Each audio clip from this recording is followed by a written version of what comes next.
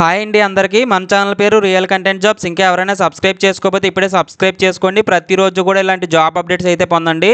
High court of Andhra Pradesh Amaravati నుంచి release అయిన notification అండి ఇది. సో ఆంధ్రప్రదేశ్లో అన్ని జిల్లాల వాళ్ళు కూడా ఈ నోటిఫికేషన్కి అయితే అప్లై చేసేసుకోవచ్చు. టోటల్గా 300 వేకెన్సీస్ పర్మనెంట్ ఉద్యోగాలండి. ఇవన్నీ కూడా మనకు అఫీషియల్ వెబ్సైట్ ఇచ్చారు, https:/aph.gov.in. ఈ అఫీషియల్ వెబ్సైట్లో నోటిఫికేషన్ అయితే పెట్టడం జరిగింది. నేను డిస్క్రిప్షన్లో లింక్ ప్రొవైడ్ చేస్తాను. అలాగే ఇది అప్లికేషన్ అనేది ఆన్లైన్లో మాత్రమే సబ్మిట్ చేయాలి. ఆ అప్లికేషన్ అనేది 30/3/2026 నాడు ఆన్లైన్లో పెట్టడం జరుగుతుంది. ఆన్లైన్లో ఎలా ఫిల్ చేయాలనేది ఎవరికైనా కావాలంటే కనుక నా కామెంట్ సెక్షన్లో ఎక్కువ మంది కామెంట్ చేస్తే మీకైతే ఆన్లైన్లో పెట్టగానే నేనైతే చెప్పడం జరుగుతుందండి. 30/3/2026 నుంచి 19/4/2026 అంటే ఏప్రిల్ 19 వరకు కూడా మీరు ఆన్లైన్లో అయితే అప్లై చేసుకోవచ్చండి. అఫీషియల్ వెబ్సైట్ ఇచ్చారు, అఫీషియల్ వెబ్సైట్ ద్వారా మాత్రమే అప్లై చేయాలి. టోటల్గా 300 వేకెన్సీస్ ఉన్నాయండి. Section officers 5 vacancies. దీని స్కేల్ ఆఫ్ పే చేసి 57,100 నుంచి 1,47,760 అండి. ఇది స్కేల్ ఆఫ్ పే. ఈ స్కేల్ ఆఫ్ పే ప్రకారం అయితే పర్మనెంట్ బేసిస్లో మీకు ఈ శాలరీస్ అయితే రావడం జరుగుతుంది. అలాగే senior system officer 1 vacancy, computer operator 31, assistant librarian 1, librarian grade 2 1, UD stenographer 7, assistant 78, examiner 27, typist 44, copyist 34, data entry operator 50, stenographer 1, office subordinate 20. ఈ విధంగా చూస్తే టోటల్గా 300 వేకెన్సీస్ అయితే తీయడం జరిగింది. మీకు ఇక్కడ బ్రేకప్ ఇచ్చారు చూడండి కేటగిరీ వైజ్. సో ఇక్కడ కేటగిరీ క్యాస్ట్ వైజ్ మొత్తం ఇచ్చేశారు. ఓసీ అంటే ఓపెన్ కేటగిరీ అండి, ఎవరైనా అప్లై చేయొచ్చు. ఈడబ్ల్యూఎస్ అంటే ఎకనామికల్లీ వీకర్ సెక్షన్, వాళ్ళు మాత్రమే. బీసీ అందులో మళ్ళీ ఏ, బీసీబీ, బీసీసీ, బీసీడీ, బీసీఈ ఆ విధంగా అయితే ఇచ్చారు. SC group 1, SC group 2, SC group 3 ఈ విధంగా అయితే మనకి ఇక్కడ బ్రేకప్ అయితే ఇచ్చారు. ఎస్టీకి విడిగా ఇచ్చారు టోటల్ వేకెన్సీస్. అలాగే వీటిల్లో పీడబ్ల్యూడీ క్యాండిడేట్స్కి ఎన్ని వేకెన్సీస్ ఉన్నాయని చెప్పేసి కూడా మెన్షన్ చేశారు. అలాగే ఈఎస్ఎం అంటే ఎక్స్ సర్వీస్ మెన్ అండి, వాళ్ళకి సంబంధించి. సో ఈ విధంగా చూస్తే అలాగే ఉమెన్ రిజర్వేషన్ అయితే 33/1/3 ఉమెన్కి రిజర్వేషన్ అయితే ఇవ్వడం జరుగుతుందని చెప్పేసి కూడా ఇక్కడ ఇవ్వడం జరిగింది. అలాగే మనకి ఏ క్వాలిఫికేషన్ ఉండాలని చెప్పేసి ఎడ్యుకేషన్ క్వాలిఫికేషన్ టేబుల్ వైజ్ అయితే ఇచ్చారు. చూడండి ఒకసారి. సెక్షన్ ఆఫీసర్స్కి వచ్చి డిగ్రీ ఇన్ లా చదువుకున్న వాళ్ళు అప్లై చేసుకోవచ్చండి.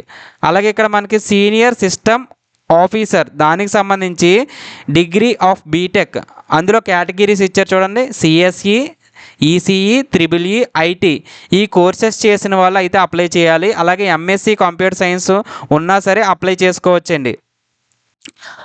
అయితే వాటితో పాటుగా 5 years ఎక్స్పీరియన్స్ అయితే అడిగారండి, అదొకసారి చూసుకోండి. అలాగే కంప్యూటర్ ఆపరేటర్ దీనికి సంబంధించి డిగ్రీ ఇన్ కంప్యూటర్ సైన్స్ ఉన్న వాళ్ళు అప్లై చేసుకోవచ్చు. దాంతోపాటుగా type writing English higher grade అయితే ఉండాలి. 45 words per minute అయితే మనం కొట్టగలిగేలా ఉండాలండి.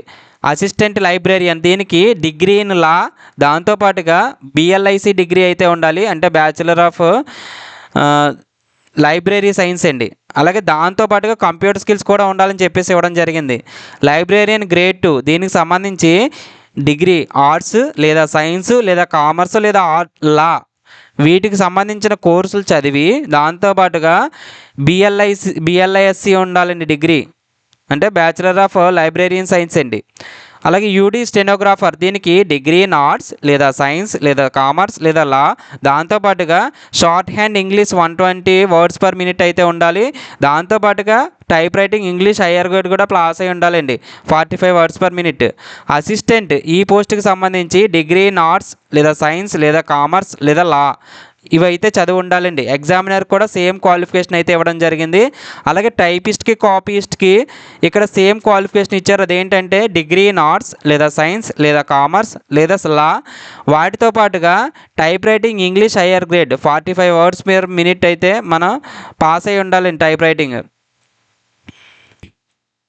డేటా ఎంట్రీ ఆపరేటర్ పోస్ట్కి వస్తే డిగ్రీ విత్ కంప్యూటర్ సైన్స్ అండి, కంప్యూటర్ సైన్స్ డిగ్రీ చదివిన వాళ్ళు అప్లై చేసుకోవచ్చు. దాంతోపాటుగా type writing English higher grade అయితే ఉండాలండి.